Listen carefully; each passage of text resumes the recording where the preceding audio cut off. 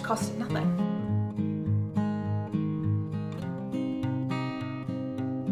These gift ideas are really going to help you fill in those gaps if you have no idea what to get someone. Hi everyone, welcome to my kitchen. We're not in the garden for a change, we're mixing things up and share with you a little bit of a gift guide and how I like to give gifts, what things I use, what things I create and make for my friends and family, because I think I do things a little bit differently, so that may inspire you, that may help you. So today I am really excited to share that. It's definitely the time of year at the moment with Christmas just around the corner that there is a lot of consuming and trying to get gifts together for our friends and loved ones. I've been watching everyone set up their Christmas trees and have this really aesthetic home vibe, but that's not me. One, I just don't want to spend the money on something that gets put in the cupboard for most of the year.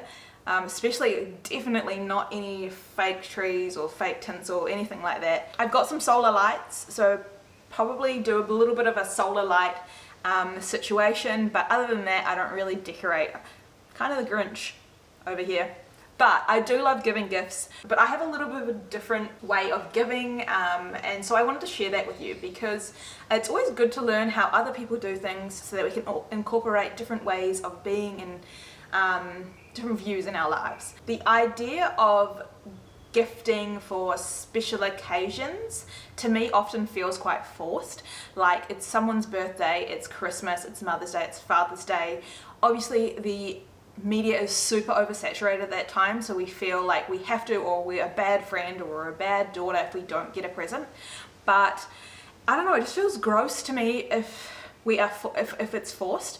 If you can't think of anything that is right for that person, then you're just spending money for the sake of it, and just over consuming for the sake of it is just gross to me, and I just don't want to. I'm just not a part of it. So if I can't think of anything that person would absolutely love, then I will either not buy them anything and just gift them something from my garden or create something for them, or if I find something later in the year I'm like, this is perfect, then I'll get them something.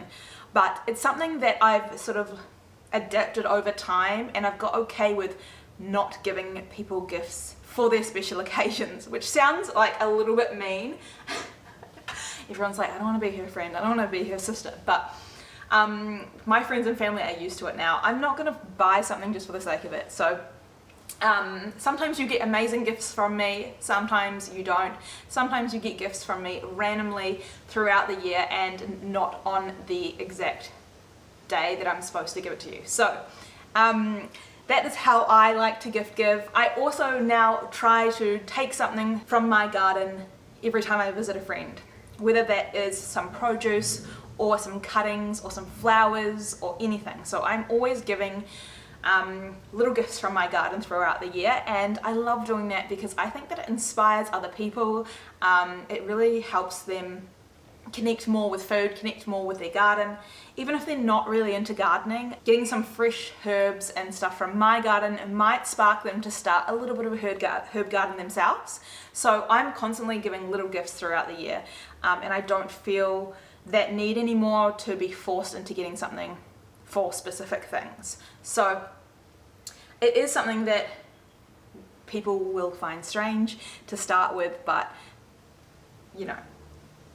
you get used to it. So these gift ideas are either free or easy to put together or very low cost, and hopefully you'll be able to use these throughout the whole year, whether you are going to be getting a gift for someone for their birthday, Mother's Day, Father's Day. These gift ideas have a little bit of something for everyone. So the first thing is make some art or do something creative with crafting. So whether that is painting a picture, doing an illustration, or for children, I know as a child I loved getting colouring in books. So even just tracing some outlines of some things you know that they love, like if they love trucks or they love trees or animals, and then maybe you can just illustrate your own personalised colouring in book. I think that would be an amazing gift, especially for children. Now these, I've got here some art that I do because as well as growing gardens and being a photographer, I also dabble in art. So I'm going to share with you some of my different styles of art. Some of them are using things from my garden. So this first one is a watercolored moon illustration, and it has flowers from my garden. So you can see it's just this little cheap frame. I mean, this was very cost effective, and I've given these to quite a few people. I also have another one, and it's just got a little bit more of a personal touch with the flowers from my garden or the herbs from my garden.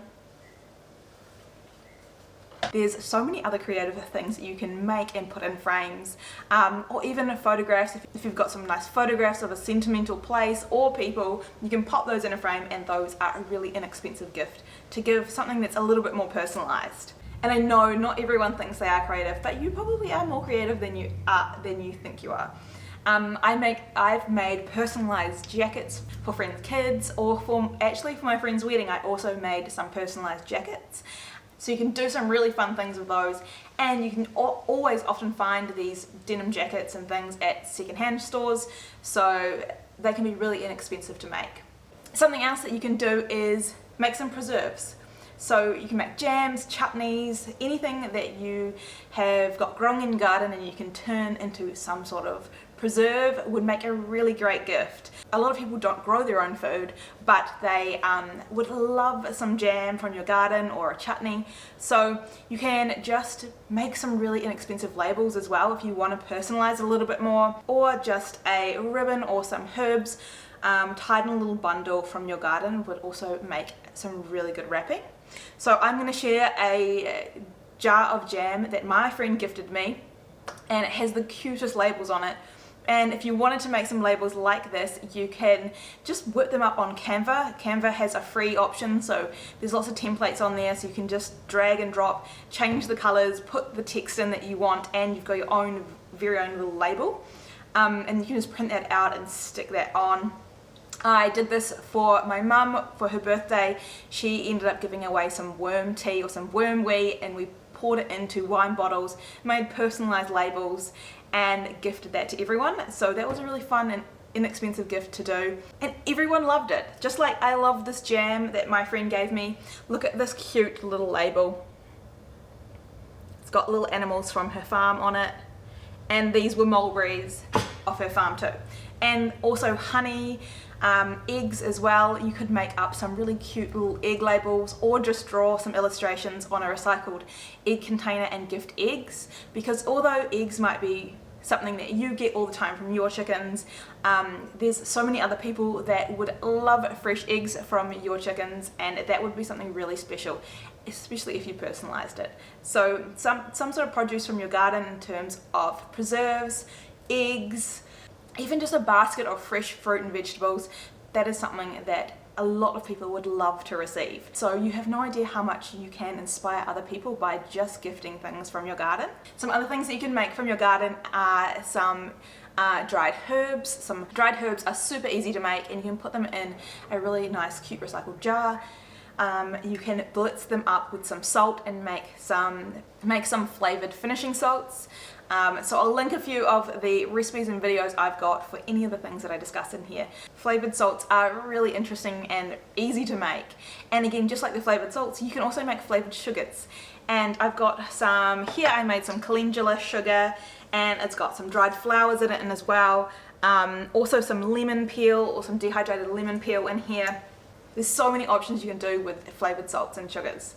And for our cocktail lovers or our tea lovers, what about some dehydrated fruit? So dehydrated fruit is super easy to make, but not everyone is going to do it. So if you have a whole bunch of lemons or citrus you can dehydrate, those make really good gifts. So I've always got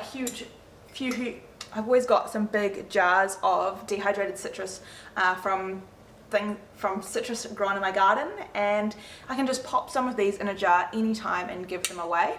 Just put a nice little ribbon on the jar.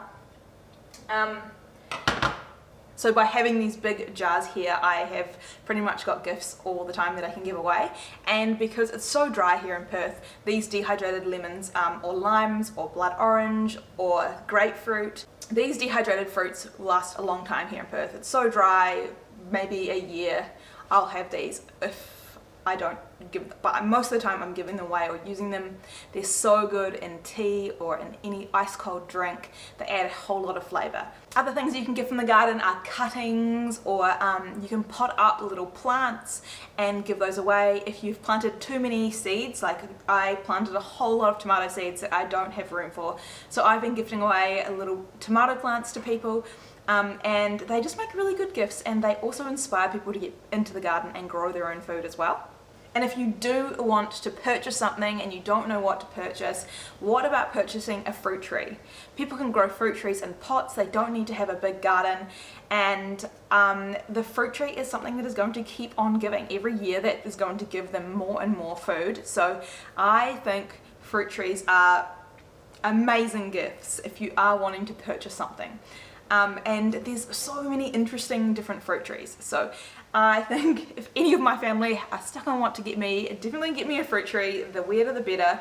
I would love that. And if they aren't into growing food but they do love a house plant, then you can easily take cuttings from your house plants and propagate them to use as gifts. So quite often what I will do is, if I need to trim any of my houseplants, or I just have ones that are going a little bit wild, I will just trim them, pop them in a jar of water, and they will send off roots, and then I always have gifts available to give people, which cost nothing. And for sweet lovers, what about baking some treats? So some cakes, muffins, cookies, crackers, all the things. They are such great gifts, especially for those with a bit of a sweet tooth.